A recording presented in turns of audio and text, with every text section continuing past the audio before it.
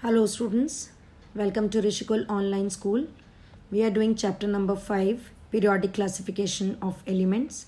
Today we'll talk about the periodic table, modern periodic table. As you can see in the diagram here, you can see on the left hand side all the metals are there. In between a zigzag line of metalloids are there, and on the right hand side non-metals are there, and you can see 18 vertical columns which are called groups and 7 horizontal rows which are called periods.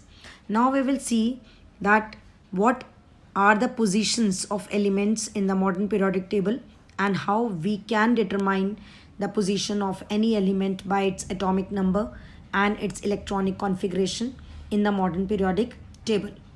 Here I want to tell you, if you want to know the period number of any element and we know the atomic number of that element, then we can easily tell the period number.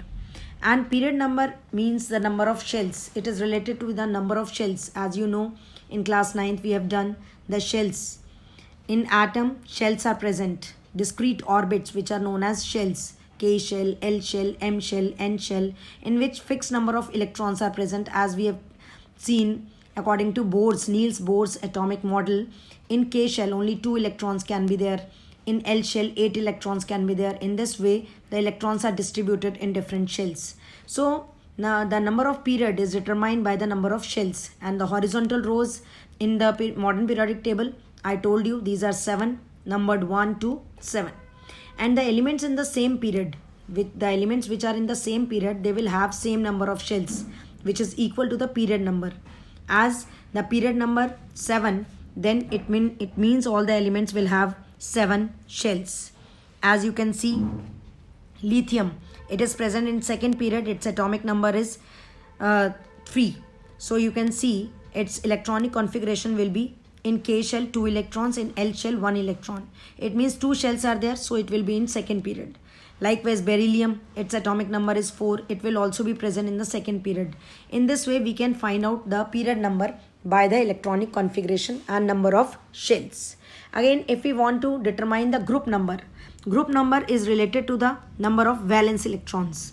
As you can see, the fluorine, chlorine, they belong to group number 17 because they have 7 valence electrons. Valence electrons means the electrons, number of electrons present in the outermost shell.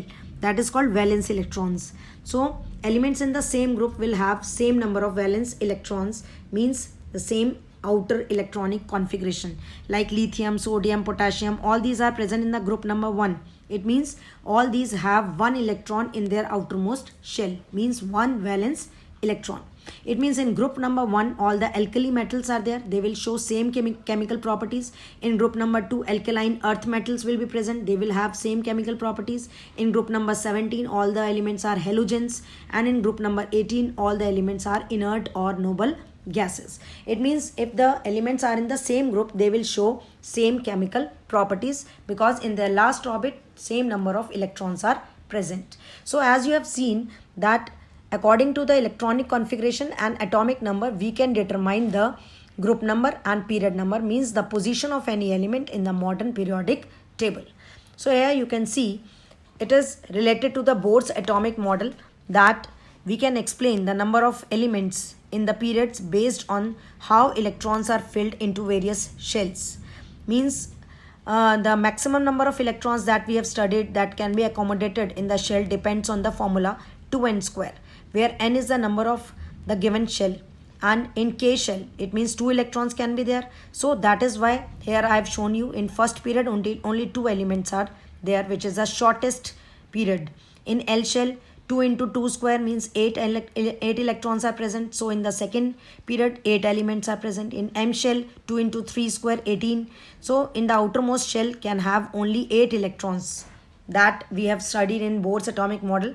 So the third period also has 8 electrons. So the position of an element in the periodic table tells us about its chemical reactivity. Okay, so these are there. And the longest period is of the 6th period, in which 32 elements are present. You can see it in the modern periodic table.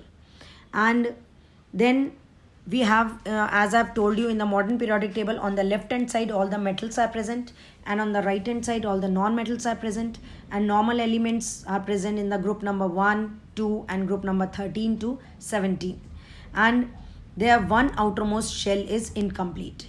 And the transition element, if you see in the modern periodic table, some elements are transition elements. They are in the groups 3 to 12, and they have two outermost shells incomplete.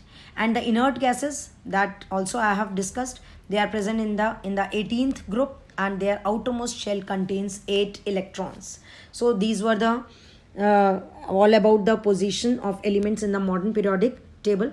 That's all for today's lecture. And you can see this also, that in the first group, alkali metals, this I have discussed already. You can take the screenshot of this.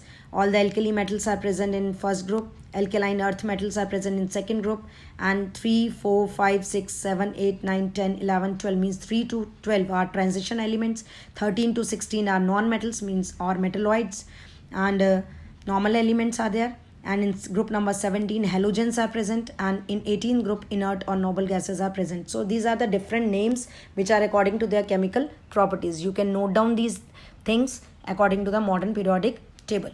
And in the inner transition, at the bottom, it contains two series, that is lanthanides and actinides. Lanthanides are what? They have 14 elements. They have atomic numbers 58 to 71, and they are placed along with the lanthanides and group number 3 and period number 6. They have close resemblance in the properties to La.